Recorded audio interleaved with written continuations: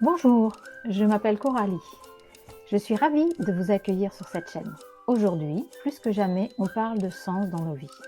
Aussi, je vous propose de découvrir des interviews de professionnels passionnés de toute la francophonie qui mettent au quotidien du sens dans leur vie et peut-être vous donner des pistes pour mettre plus de sens dans la vôtre.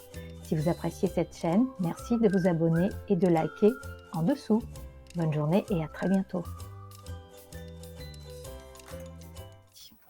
Bonjour, je suis contente de vous retrouver aujourd'hui et nous allons accueillir ensemble Fabienne Quenou. Bonjour Fabienne. Mais bonjour Coralie. Bonne année. Merci beaucoup. Donc aujourd'hui, on va découvrir ce que tu fais comme activité. Alors, quelle est ton activité? Alors, mon activité principale, c'est dans l'enseignement. Mais en parallèle, ça fait des années que je me forme en développement personnel, coaching, pleine conscience et autres. Donc mon rêve maintenant, en tout cas pour cette année, c'est vraiment de démarrer avec quelque chose de concret pour pouvoir travailler en parallèle ou alors dans le cadre de mes cours parce que je travaille avec des ados. Et puis, je vois qu'il y a effectivement quelque chose à faire pour les aider à vivre un petit peu mieux que ce que j'ai l'impression qu'ils vivent actuellement. D'accord. Et alors, ça serait quoi? Par quelle technique tu veux les aider? Alors, moi, je suis en formation aussi de psychologie positive, donc je vais devoir faire un projet, donc ça tombe bien parce que je vais devoir développer quelque chose dans le cadre de cette formation, le présenter d'ici janvier l'année prochaine, alors, septembre peut-être si j'y arrive, mais je pense plutôt janvier l'année prochaine. Et je vais essayer de mettre en place des outils de psychologie positive. Mon idée, ce serait de créer un jeu en travaillant sur les forces et autres techniques de la psychologie positive, d'élaborer un jeu de cartes, en fait. Et un designer ou quelqu'un qui pourra me faire les illustrations de ce jeu de cartes. Et puis, dans une classe ou alors avec un certain nombre de volontaires de mes élèves actuels, avec une carte par semaine, les mettre en pratique vraiment sur quelque chose de concret pour les faire évoluer ou sur leur force ou sur leur manière de voir les choses ou un peu de méditation, de pleine conscience. Enfin, je vais faire un espèce de mix sur, je ne sais pas encore si je vais le faire une fois par semaine ou si je vais faire toutes les 2 semaines pour qu'ils puissent intégrer et puis voir quand même les bienfaits de ce qu'ils auraient testé. Donc voilà, le projet est encore en réflexion, mais je m'oriente dans ce cadre-là pour pouvoir faire après, mon idée ou mon idéal serait de faire des conférences sur ce que la pleine conscience pourrait apporter dans les écoles, dans le but de pouvoir après faire des ateliers ou des choses comme ça pour les enseignants déjà et pour les élèves. Donc ça, ce sera le but ultime. Et puis, de pouvoir le propager. Alors, je suis en Suisse, donc déjà ici en Suisse, d'aller frapper un petit peu dans les différents départements pour essayer d'ouvrir une porte ou de mettre le pied dans la porte de ces nouvelles techniques. D'accord. Donc ça, c'est plutôt un travail que tu vas faire donc en présentiel. Toi, le but, c'est pas de faire spécialement des accueils à travers le distanciel sur le net, par exemple. Alors, oui, après, parce qu'il y a beaucoup de choses qui peuvent se greffer, mais c'est vrai que je ferais volontiers. Mon idée, c'est aussi de faire des formations en ligne, des formations justement de pleine conscience, méditation, psychologie positive, et puis après de faire du coaching, parce que ça peut s'imbriquer, et puis après, alors plutôt de prendre de manière individuelle justement des éventuels élèves qui auraient besoin d'un coaching un petit peu plus, un peu plus serré, si on peut dire ça comme ça. Et tu observes que les adolescents actuellement sont plus en souffrance qu'ils ne l'ont été, ou ça a toujours été? Alors, est-ce que je suis plus sensible à ce côté-là, peut-être? Mais non, j'ai l'impression qu'il y a une perte il y a une perte de sens, il y a une perte de motivation. Il y a un stress, il y a vraiment un stress par rapport aux épreuves, enfin aux tests, aux notes, etc. Donc c'est vrai que ça, je ressens plus fortement maintenant qu'avant, j'ai l'impression. Alors, est-ce que c'est le système? Est-ce que c'est l'environnement qui fait qu'il y a des impacts comme ça, mais ouais, j'ai rarement, enfin, j'ai des élèves, quand je leur rends un test, ils tremblent, donc ça, j'ai jamais vu avant, enfin, je veux dire, la pression qu'on met à ce niveau-là, ouais, je trouve, enfin, pour moi, c'est pas OK, quoi. Est-ce que tu penses que justement cette période de confinement, de Covid, ce qu'on peut appeler pour certaines personnes un syndrome post-traumatique, hein, parce j'ai pu lire pas mal de choses dans ce sens-là. Est-ce que ça peut être lié à ça? Est-ce que ça peut être lié aussi à cette hypersensibilité que l'on observe de plus en plus, hein, quand on parle au potentiel émotionnel, c'est aussi une hypersensibilité. Est-ce qu'il y en aurait plus dans les écoles? Je sais pas, est-ce que tu as pu observer des choses comme ça? Ouais, c'est difficile à tirer des conclusions, mais c'est vrai que, bah, évidemment, le confinement a pas aidé. Ils ont pris un rythme qui était plus celui de l'école. Ils étaient moins liés aux exigences. Il y a eu c'est vrai qu'il y a eu des aménagements au niveau des notes, des examens qui se sont faits pendant ce Covid. Et puis après le retour à la normale entre guillemets, ça a été compliqué parce qu'ils ont, voilà, certaines années ils ont appris que les autres avaient eu leur examen sans vraiment faire des examens. Enfin, une espèce d'injustice, ou alors ils avaient pensé que ça durerait. Et puis, quand même, le système normal est revenu assez rapidement, s'est remis assez rapidement en place. Et puis, bah, tout le monde a dû faire un peu plus que normal, je pense. Effectivement, il n'y a pas eu vraiment après Covid, d'adaptation. Euh, il y a eu des aménagements, mais qui n'étaient pas efficaces. Et je sais pas. Moi, je me dis que les manières de communiquer, le fait qu'ils soient quand même tout le temps, enfin, en classe, c'est une guerre perpétuelle sur leur téléphone. Donc, cette espèce de manque de lien ou de liens différents qu'ils créent, ça, j'ai l'impression qu'il y a un impact quand même de communication, quoi, de communication directe entre les personnes. Donc, ouais, ils sont dans leur bulle, et puis après, pour rentrer en relation avec eux, je trouve compliqué. Okay. Et toi, quand tu as fait cette formation-là, au départ, tu l'as fait pour toi, pour le développement personnel, pour que ça t'apporte un bienfait, ou tu avais déjà l'objectif de l'utiliser auprès des élèves? Alors, je crois que tout ce que j'ai fait, c'était toujours dans l'objectif de l'utiliser pour les élèves. Oui, j'avais fait une formation aussi de portfolio, bilan de compétences, parce que j'avais aussi des élèves qui sortaient de l'école et qui devaient tout de suite après trouver une place de stage, apprentissage et autres, et puis ils n'étaient pas du tout formés à ces techniques. J'avais des remarques d'élèves, enfin, je crois que c'est ce qui m'a donné le déclic, c'est qu'une fois j'ai une élève qui m'a dit oui, mais Madame, vous savez, ça sert à rien de nous expliquer parce que nous, on comprend rien, puis on est un peu bête, quoi. Et ça m'a, enfin, maintenant, quand je le dis encore, j'ai encore les frissons et ça m'avait serré le ventre et je me suis dit, mais au secours, enfin, jamais plus je veux entendre ça voilà, de la part d'un élève. Et j'avais commencé à travailler pour leur faire voir leurs compétences, enfin, qui savaient quand même faire quelque chose malgré ce qu'ils pouvaient bien penser ou ce qu'on leur avait dit. Et c'est ce qui m'avait donné le déclic. Je me suis dit que plus jamais je voulais entendre ça d'un élève en tout cas, qui me réponde non, mais madame, je suis bête, donc j'arrête. Ouais. Et ça, c'était super intéressant. Enfin, cette démarche-là était super intéressante parce qu'on les amenait après un entretien d'embauche fictif et ils explosaient, quoi. Enfin, c'était incroyable de voir comment ils arrivaient à prendre confiance en eux, à voir que oui, malgré tout, ils savaient faire des choses, puis pas des choses scolaires, je veux dire, ils avaient des compétences autres, et ça, j'avais trouvé génial. Et de voir les voir avec leurs étoiles dans les yeux en train de dire ah ouais, madame, c'est trop super. C'est juste exceptionnel, quoi. Est-ce que c'est ça qui donne du sens à ton activité, là? Ouais, bah oui, bien sûr, parce que quand je vois que je peux apporter quelque chose, mais vraiment pas juste des connaissances, mais un mieux-être, bah là j'ai remis en place des espèces de mini-exercices de gestion du stress justement avant les examens.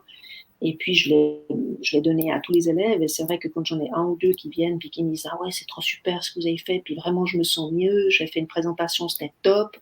Bah, je me dis bah voilà, même si c'est pour une, c'est trop génial, quoi. Donc ouais, ça c'est ce qui me pousse en avant, et puis c'est ce que j'arrive, dans le cadre où je suis, c'est ce que j'arrive pas assez à apporter. Alors je peux discuter, enfin voilà, on peut écouter, on peut entendre, mais après, concrètement, on n'a pas beaucoup de marge de manœuvre. D'accord. Tu enseignes quoi exactement? Ben, l'informatique, donc D'accord. c'est en plus quelque chose de bien, Mmh. bien rigide et bien structuré, donc voilà. Oui, mais c'est peut-être, enfin, j'allais dire plus facile, pas sûr, mais pour, des jeunes aujourd'hui, c'est quand même plus attrayant qu'un cours, d'histoire ou de français, je sais pas. Ouais, non, ça, c'est l'idée qu'on a Ouais. parce qu'en fait, on leur demande de faire des choses, bien précises et puis, Mmh. bah, c en fait, ça revient comme une autre branche, quoi. Il D'accord, faut OK. aussi apprendre des trucs et puis malgré le fait que ce soit on n'est pas sur les téléphones, donc Oui. la différence entre le téléphone et l'ordi, c'est encore, c'est encore Mmh. pour eux aussi, quoi. D'accord. Ouais, j'imagine. Et tu fais combi depuis combien de temps tu as intégré donc, ces outils dans ton enseignement là? Alors ça, je l'ai fait depuis, 1 année et demie où j'ai osé Mmh. parce que comme je dis, ça fait pas partie Ouais. de ce qu'on est censé faire, donc je le mets comme ça je plante quelques petites graines en Mmh. espérant que voilà, petit à petit Oui. ça En fait, bouge. ça change pas ton enseignement, mais peut-être plutôt ton attitude ou le vocabulaire que tu Ouais. emploies, mais j'imagine que ton enseignement reste le même dans ces cas-là? L'enseignement reste le même, mais c'est vrai que j'ai aussi souvent comme feedback, de la part des élèves, ils me disent: «Ah oui, mais ah mais avec vous, on est des personnes, on n'est pas juste, un numéro, enfin vous nous Mmh. écoutez Mmh. quand on parle». Je dis: «Ben» enfin moi ça me semble tellement évident que Mmh. que je suis étonnée d'avoir ce genre de retour, mais ouais, ben, pour moi c'est important. C'est pour ça que je fais ce métier, c'est parce que j'ai des gens en face de moi et pas juste, des Ouais. numéros. Et est-ce que tu vois que ça évolue, ta façon de travailler? En 1 an et demi, c'est pas beaucoup, mais ça permet déjà de voir une certaine, distance.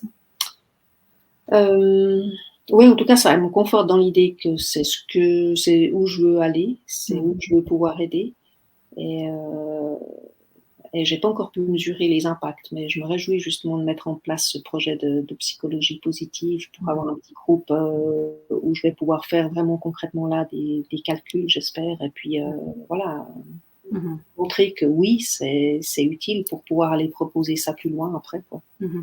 D'accord, oui, ça peut à long terme, on imagine quelque chose qui peut vraiment, se développer et créer une autre dynamique, dans les classes. Ouais.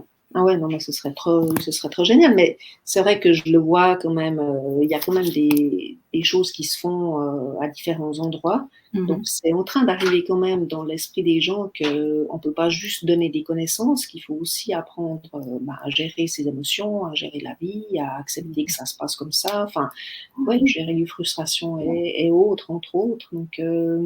Donc ouais, il y a aussi des méditations à l'école qui se font, donc Mmh. ouais, c'est en train d'arriver. Petit à petit, on va arriver à faire quelque chose. Mais alors toi, ton intérêt, ça serait d'en parler plus dans les écoles? Ça serait d'enseigner auprès des enseignants? À quel niveau tu te situerais? Hem, ouais, moi, je vois un truc assez gros. Oui, tu as raison, Fonctionne on va bien. voir loin. Ouais, ouais, mais je fonctionne bien avec les gros projets, voilà, Mmh j'avais mh. des projets où j'avais des présentations à faire devant 1000 personnes et puis ça, c'est là, j'étais bien donc c'est un peu quelque chose du genre, où je voudrais bien arriver à implémenter quelque chose, mais effectivement, d'abord, peut-être petit à petit. Et oui, faire des conférences, au niveau des écoles pour montrer, ce que ça peut apporter, pour expliquer ce qu'on peut faire, comment et puis après, ben, ça déboucherait forcément s'il y a de l'intérêt, pour moi, ça déboucherait sur des formations ou des mini formations déjà pour que petit à petit on puisse planter, quelques petites graines pour qu'il y ait un mieux vivre, un mieux-être dans ces écoles, en fait. Mmh. D'accord, donc il faut déjà changer l'état d'esprit des enseignants et des peut-être administratifs, je ne sais pas, Ouais, en leur montrant qu'il y a d'autres façons et de s'ouvrir à ça de la part d'une enseignante qui connaît bien le métier. ouais, En fait, il y a une forme de pédagogie, il faut enseigner à ces enseignants qu'il y a d'autres choses. C'est ouais. un peu ça ce que j'entends là. Ouais et puis il faut surtout, bah, je pense que je peux pas arriver juste avec mes convictions. Mmh. C'est pour ça que ce projet que je Mmh. dois faire, je vais bien le documenter et puis je vais essayer Mmh. d'avoir des bonnes pistes parce que je vais devoir convaincre que oui, c'est pas juste du blabla et des impressions, c'est vraiment il y a une amélioration et puis ça fait que les Ouais, c'est mieux. interactions entre les élèves sont meilleures, les apprentissages sont plus Mmh. faciles et puis, le stress, lors des tests est réduit donc Ouais, de mesurer tout ça. Mmh. ouais. Mmh. D'accord. Bon, bah, très bien, c'est un bel objectif, en début d'année, c'est bien, on démarre bien sur des projets comme ça. Oui, oui, oui. Alors Donc, après, on verra, ouais, parce qu'on touche sur le psychologique. Enfin voilà, dès qu'on touche un peu sur le psychologique et qu'on n'est pas à 100% ou à 300% formé dans l'enseignement, en tout cas public ici, voilà, on fait face quand même à des réticences certaines parce que c'est pas notre job à la base. Mais si on n'a pas en face de nous des élèves qui sont prêts à apprendre, c'est compliqué aussi de faire notre job. Donc, c'est ça. Mmh.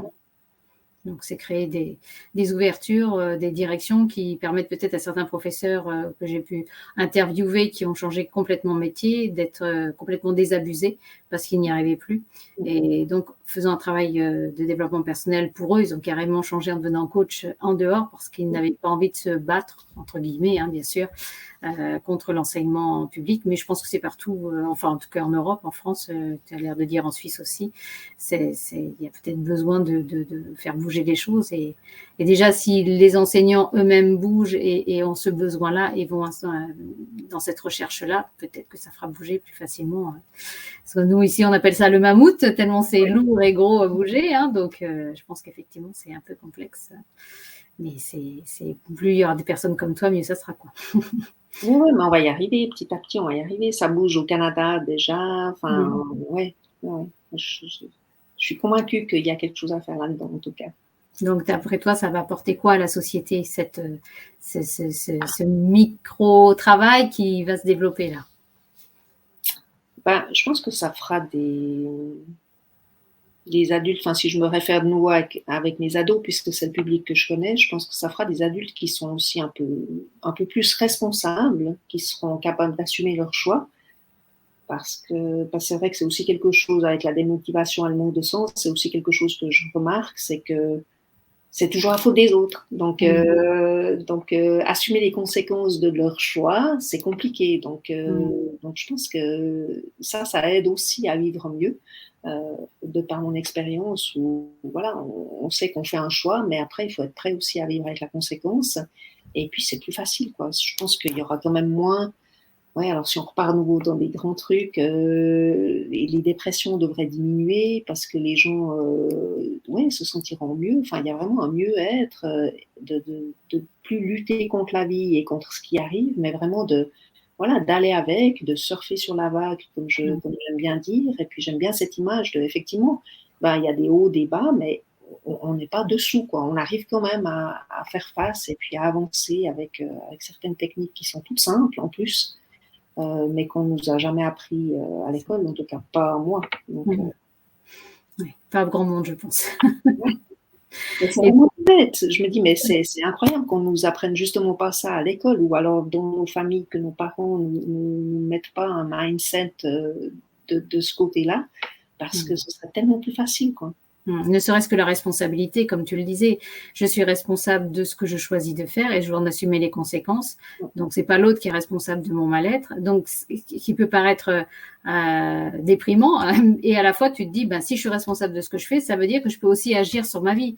C'est ça. Et donc, ça peut donner envie de prendre des rênes de sa vie et puis de se dire, non, moi, je veux ça ou je veux pas ça, justement. Donc, mais bon, comme tu dis, quand on n'en a pas conscience et qu'on on l'a pas appris, que ce soit par nos parents, par l'école ou par d'autres personnes référentes, c'est difficile d'aller vers ça. À part beaucoup de personnes vont se rendre compte après un mal-être et d'avoir cherché. C'est Donc ça. c'est dommage d'arriver dans ce mal-être parce qu'en attendant, le temps passe et on se construit pas dans de bonnes conditions. Donc, et toi, parce que tu accompagnes quand même des personnes, est-ce que tu continues à te faire accompagner, tu fais coacher, comment ça se passe Oui, oui, alors moi je suis en perpétuel, je suis en perpétuel questionnement et formation. Donc, oui, là, je suis en train de terminer encore une formation de coaching, mais j'ai aussi repris des choses sur les neurosciences. Enfin, je continue à bosser sur la pleine conscience parce que ça, c'est Ouais. vraiment, voilà, j'ai eu un déclic à ce niveau-là parce que justement, c'est des choses tellement simples que tout le monde peut appliquer. Il suffit juste de savoir que ça existe et puis de savoir comment le faire. Donc, oui, je suis en formation incessante. Faudra que j'arrête une fois justement, mais il y a toujours de quoi faire, enfin, il y a toujours de Ouais. quoi bosser. Je crois que, enfin, je sais pas, mais est-ce que tu penses qu'on peut s'arrêter un jour? Je suis pas sûre, parce qu'il y a tellement on apprend tellement sur l'humain en plus, de plus en plus et de plus en plus vite, que voilà, on découvre des choses sur soi, mais on découvre des choses tout court, quoi, sur la nature humaine, donc, et sur les méthodes. Donc c'est vrai que c'est pas facile de s'arrêter.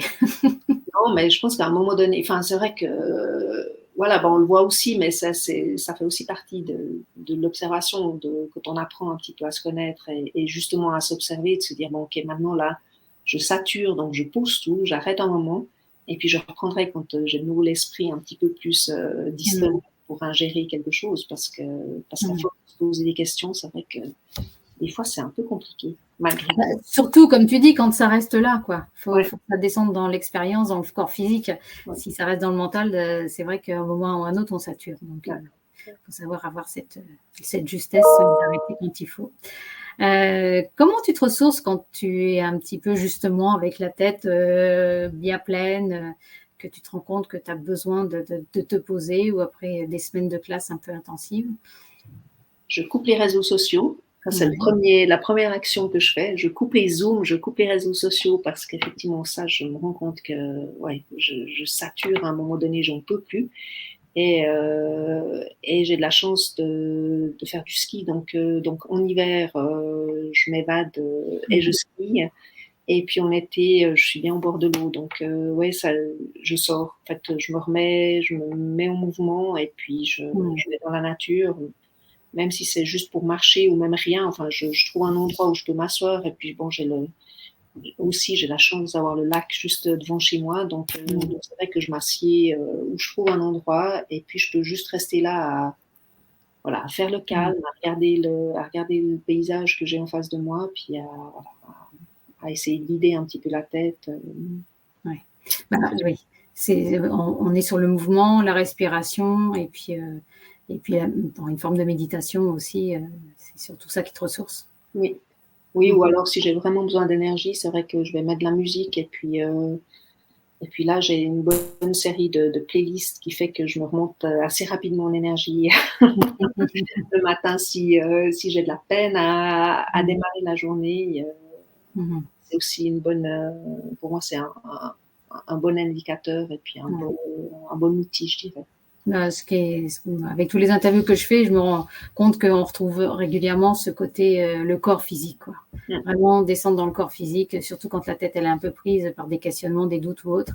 Descendre dans le corps, rebouger le corps, ou au contraire le reposer, parce que ça peut être dans l'autre sens. Mais ce corps qui est souvent oublié au détriment de la tête, on a tout intérêt à être vraiment en faire un ami, parce que si c'est un allié, on va loin. Si on se bat contre, ça va pas aller loin. Ouais, et puis de se rendre compte qu'il est là, quoi. Enfin, c'est vrai que tout bêtement, quand on se met de la crème ou autre, de vraiment de nouveau être en présence, enfin, commencer les choses, non pas les faire mécaniquement, mais se dire voilà, là je me fais du bien, et puis mes petites cellules et mes petits mignons sont contents parce que je leur porte de l'attention. Et juste de switcher aussi, puis de ne pas faire les choses juste pour les faire, mais de se rendre compte de ce qu'on est en train de faire sur le moment présent, quoi. Et ça, je trouve que c'est super fort et super facile aussi de se ramener là. Et puis de dire, voilà, maintenant je me mets de la crème, puis je fais comme il faut sur les mains, mes petites mains sont contentes maintenant, etc. Ça semble tout bête, mais ça permet de se poser et de prendre un peu de temps pour soi aussi. C'est ça ce que moi j'ai découvert depuis un certain temps, c'est que le ressourcement, c'est sûr que d'aller en pleine nature, marcher, faire du sport, enfin quel que soit le besoin qu'on a, c'est aussi d'avoir ces micro-ressources dans tous les instants, de prendre peut-être 5 minutes par heure, mais sans que ça soit vraiment toutes les 5 minutes, toutes les heures mettre le minuteur, mais c'est plutôt de se dire effectivement je me mets de la crème sur les mains et je suis vraiment concentrée sur ce que je fais, comme je fais ma vaisselle et je suis aussi avec ce que je fais, plutôt que de laisser l'esprit partir, et donc là on se recentre sur soi et on se ressource de cette façon-là par des petites actions qui sont tout aussi efficaces que des grandes promenades dans la nature. Mais les deux sont bien quand même. Oui, ça fait du bien de sortir quand même. Quand on a un joli cadre autour de chez toi, si j'ai bien compris. Il y a de la neige en ce moment ou... Alors, oui. Enfin, là, il a neigé. Je ne sais pas s'il neige encore. Non. Mais oui, il a neigé là, cette fin de semaine. Donc, oui. Okay, parce que ça en manquait un peu chez nous, donc je me suis dit, je ne sais pas si chez vous ça manquait, mais donc c'est enfin arrivé. Oui, ça arrive. Ton prochain grand rêve, toi, c'est quoi? C'est vraiment de faire une conférence sur mon projet, enfin, sur la pleine conscience, est-ce que ça peut apporter à tous, mais voilà, je repars sur les ados, mais ça, c'est pour pas sortir de ma zone de confort, je pense.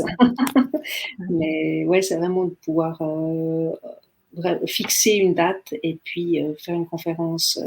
Et alors, c'est grand public quand tu dis faire une conférence, c'est quoi? Ouais, alors de nouveau, je voudrais bien, mais je vais peut-être commencer petit et puis je vais peut-être louer une salle avec 20 personnes ou je sais pas, on verra. Ou alors je vais taper vraiment à la porte des administrations et puis je leur propose une conférence pour une série d'écoles ou je ne sais quoi. Je ne sais pas encore si je sors vraiment de ma zone de confort et puis j'y vais ou si j'y vais petit, donc on verra.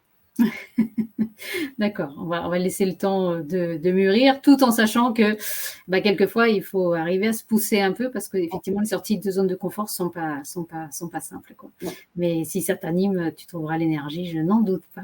Ouais, de toute façon les gros trucs m'inspirent plus que la petite salle de 20 m'inspire pas trop, donc je pense que je vais mettre ce qu'il faut en route et en place pour pouvoir aller frapper pour voir plus grand déjà. Donc, on verra. Mais j'ai des examens de coach à finir là à mi-février. J'ai ce projet de psychologie positive. Donc, je vais aussi focuser peut-être et puis faire une chose après l'autre. Parce que ça, c'est sur combien de temps que tu vas faire ça?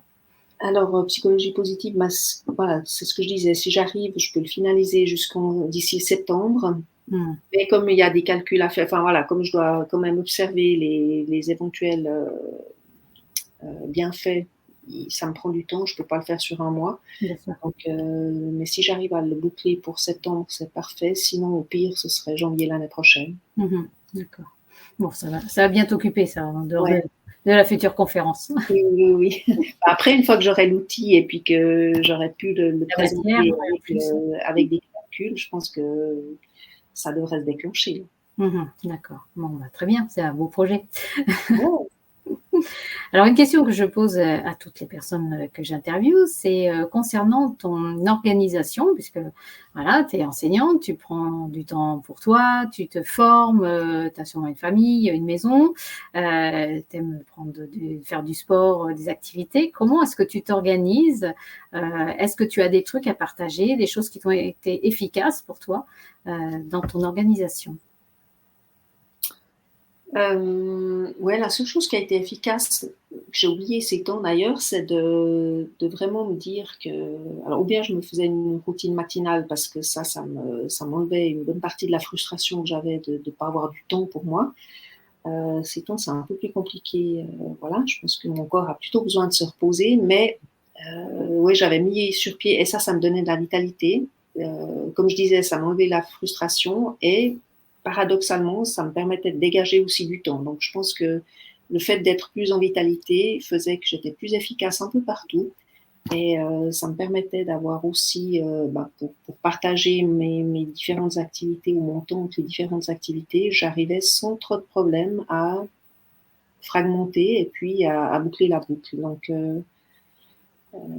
et là, je vois que j'ai laissé tomber mes routines matinales où je faisais un peu de sport et de la méditation et je vois que je suis nettement moins efficace. Donc, Mais est-ce que c'est pas lié aux saisons aussi? On sait qu'en hiver, c'est un peu plus compliqué, il y a un peu plus de fatigue, c'est un moment d'introspection où on est moins à se forcer parce que c'est pas l'énergie. J'ai interviewé une personne qui parlait d'énergie féminine en fonction des saisons, en fonction des cycles de lune, en fonction de plein de choses.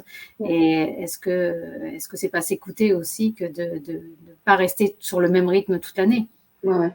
Oui, ça, c'est aussi quelque chose que j'ai appris effectivement à pas y aller pour y aller. Et puis, comme je disais, là, je pense que moi, j'ai maintenant besoin de repos. Donc, je focalise sur une chose. Je fais ce que je peux comme je peux, mais je force pas. Enfin, après, c'est de trouver la balance de nouveau. Jusqu'à quand je m'écoute et puis je fais rien. Ouais. Et quand est-ce que je me remets en route, justement, parce que j'estime que j'ai assez récupéré, le mode de régénération, il est OK, puis je peux repartir en mouvement. Donc, Et tu es du genre à laisser les choses se faire d'elles-mêmes ou est-ce que tu vas te dire, par exemple, là, tu vois, on est en janvier, dire, mi-février, je me repose vraiment la question, quitte à le mettre dans le planning en disant, bon, tu restes dedans ou tu changes, ou tu passes à une autre étape. Comment est-ce que tu fonctionnes, toi? Non, maintenant, alors avant, c'est ce que je faisais, à mettre des espèces de challenges et de dates et de tout programmer. Et puis ça aussi, c'est quelque chose qui me prend la tête maintenant parce que ça me fait un truc de plus sur genre to-do list. Et puis j'y vais, puis je coche mes trucs et puis en fait, ça m'apporte rien. Donc non, maintenant, je crois que j'ai appris vraiment à m'écouter. Et puis puis voilà, je vais m'y remettre petit à petit. Et puis si un jour je m'y mets pas, c'est pas grave. Enfin voilà, aussi apprendre à déculpabiliser. Et puis même si je me dis, ouais, je vais refaire ma routine tous les matins, puis s'il y a 2 jours où je la fais pas, bah, c'est pas grave. Et puis ça va aussi. Donc, ouais, ça, c'est aussi un mode de fonctionnement et de pensée qui est de déculpabiliser et puis d'arrêter de se mettre tout le temps la pression pour être performant et tout. Ouais. C'est vrai. C'est ce que j'observe. Les personnes qui démarrent le travail sur elles ont tendance à, justement, parce qu'elles se connaissent pas assez bien, à se mettre des dates, à se mettre des objectifs, à se mettre des choses très, très marquées comme ça, qui peut paraître rigides de l'extérieur. Et finalement, plus elles se connaissent, plus, alors moi je vais utiliser le mot peut-être, plus elles écoutent leur féminin parce que c'est souvent l'intuition, le ressenti, enfin ce qui se passe à l'intérieur de leur corps qui va leur dire, ben là si tu forces, ça va mal se passer. Là si tu te laisses aller, ça, tu vas avoir les conséquences parce que tu vas plus avaler, moins tu vas en faire. Et c'est une meilleure connaissance d'elle qui à ce moment-là va donner le tempo. Mais quelquefois c'est un petit peu comme de réapprendre à marcher après un accident, tu as besoin des béquilles. Puis après, tu prends un peu de force et puis tu écoutes un peu ton corps. Si tu as mal, tu les prends. Si tu n'as pas mal, tu les prends pas. Et à un moment ou à un autre, tu les prends plus. Et là, c'est un petit peu pareil. J'ai l'impression d'observer ça chez plusieurs personnes que j'interviewe dernièrement. Donc, je sais pas si tu as... Ouais, je crois que parce que là aussi, je crois que c'est un nouvel apprentissage, comme tu disais. On apprend à marcher, puis on nous a pas vraiment appris non plus à écouter notre corps. Non. On y va, c'est juste une machine qui nous permet d'avancer, et puis c'est tout. Et puis de revenir, voilà, d'écouter, de voir, bêtement, enfin, il y a des signaux tout le temps, donc si on y fait attention, c'est assez facile de gérer. Mais on n'a pas non plus appris à écouter, à freiner quand on a besoin de freiner. Enfin, ouais, ça fait partie du tout, je pense, d'apprendre à se connaître, à s'observer, et puis à respecter un petit peu le corps aussi, parce que c'est pas juste une machine, quoi. Oui, c'est ça. C'est pour ça que j'aime bien parler de mes petites cellules. Enfin voilà, quand je leur fais des trucs, je leur dis vous êtes contentes, et puis je les vois, je m'imagine les mignons qui sont tous contents en train de dire oui, oui, merci, toutes mes petites cellules sont. Et ça arrive à faire passer ça auprès de tes jeunes aussi, non? Alors ça, j'ai pas encore essayé parce que je suis pas encore descendue sur le corps là. Déjà que changer un petit peu le mindset. Après, si je leur dis écoutez votre corps et puis vos petites cellules puis imaginez les mignons qui sont tout contents parce que vous leur donnez à manger ou vous leur donnez du repos, je suis pas sûre que là. Je pense que ça marche plus à 3 ans qu'à 15 ou 20. Ouais, là, ils vont me regarder en se disant mais celle-là, mais au secours. D'accord. Et aujourd'hui, est-ce que tu dirais que tu kiffes ta vie, comme disent nos jeunes? Ouais, bah oui, alors oui, heureusement que j'ai ces différents projets, puis que j'ai toutes ces formations de développement personnel où j'apprends à me connaître. Ouais, ça c'est, oui, ça c'est une super, super partie. Et puis de nouveau, de pouvoir contribuer et puis de partager, ça c'est, voilà, ça c'est ce qui m'anime vraiment, je crois. Le faire pour moi, bon, c'est intéressant évidemment parce que tu évolues aussi et puis tu apprends à te respecter. Mais pour moi, c'est important voilà, ce que je découvre, j'ai envie de le donner plus loin parce que pour moi, ça n'a pas de sens de le garder pour moi. Est-ce que tu crois que si tu n'avais pas mis ça en place, ton rôle d'enseignante aurait été plus difficile à vivre là, avec les années?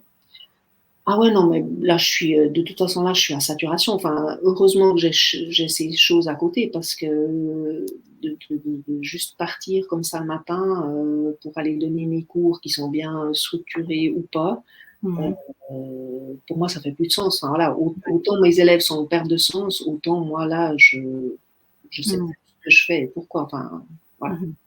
Donc, d'enseigner et de faire passer ces messages-là te permet de redonner du sens à ton activité malgré tout. Oui, et justement, je le dirige maintenant plus sur le côté humain et compétence que sur le côté connaissance, parce que voilà, les connaissances, ça s'apprend, on peut faire un truc assez facilement. Les compétences et le côté humain, si on n'est pas guidé, je trouve plus difficile quand même. Tout à fait. Et tu penses que tu lâcheras ton activité d'enseignante avant d'avoir fini ton cursus? Enfin, je veux dire… Ouais. J'espère.